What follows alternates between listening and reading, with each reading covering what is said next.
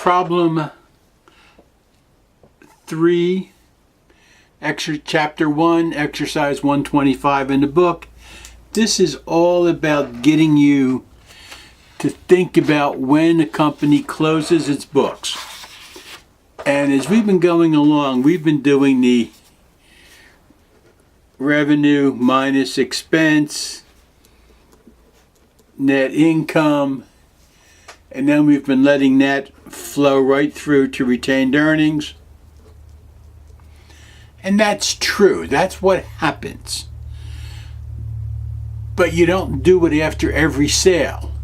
If you're Walmart, every time you sell a pack of gum, you're not going to go do the accounting for a pack of gum. You're going to wait until the end of the year. That's called the closing process. That's getting ready for the next year. If you're a football fan, if I asked you about the Eagles, what was their record, you would tell me the record for the most recent season. You would tell me 13-3, 10-6, 8-8. You would not tell me 568, 594, and 26, but that's their franchise record. But that's a useless piece of information. You care about the most recent season. You care about the most recent year with regard to sales. So, it tells us, let's look at this. What's the balance in retained earnings account as of January 31st, 2018? And you have to consider all of these. The company started on 2018. During January, they earned $7,500 of revenue and $4,800 of expenses. Throughout the rest of the year, they earned $86,000 in revenue and $51,000 in expenses. They close their books. In other words, they get ready for the next season. Everything goes down through the funnel and into retained earnings. So,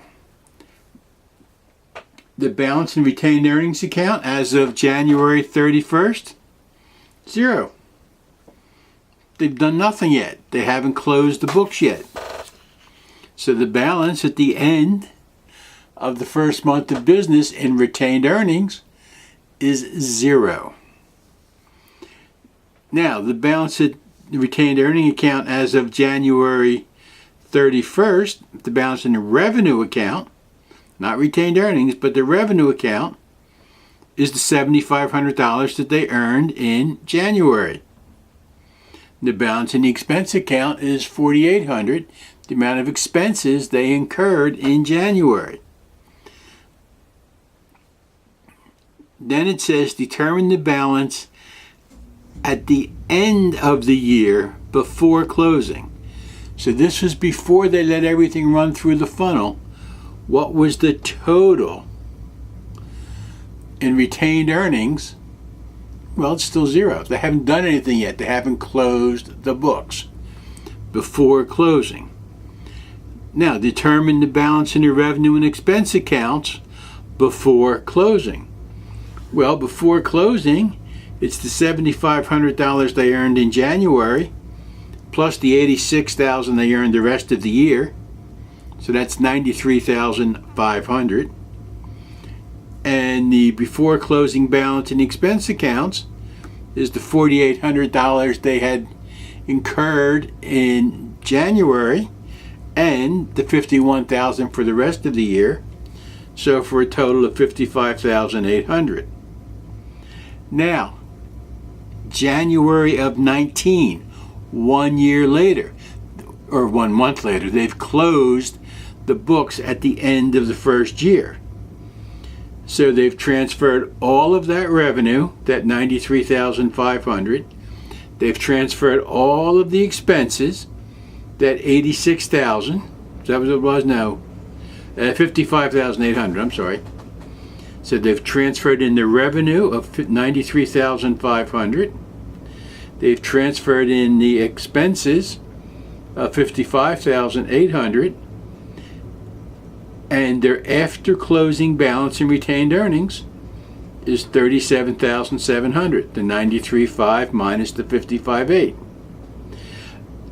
That's the closing balances from last year. That's also the beginning balances for this year. And then what are the balance in the revenue and expense accounts at the end of January of 2019? Given the information they've told us, it's zero, because the balances from last year were transferred, moved over,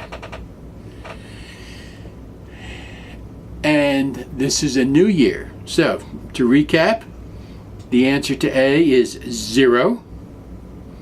The answer to B is 7,500 in revenue and 4,800 in expense. The answer to C is 0 because it's before closing. The answer to D is how much is in the revenue and the expense accounts. Everything, it's still there. So it's 93.5 in revenue and 55.8 in expense. January of the next year, the second year of 2019, the retained earning balance is the 93.5 minus the 55.8, which is 37.7. And F, the revenue and expense accounts, is 0. It's a new year. So it's really just a matter of getting you to think about the closing process and when you put things to retained earnings and when you do not.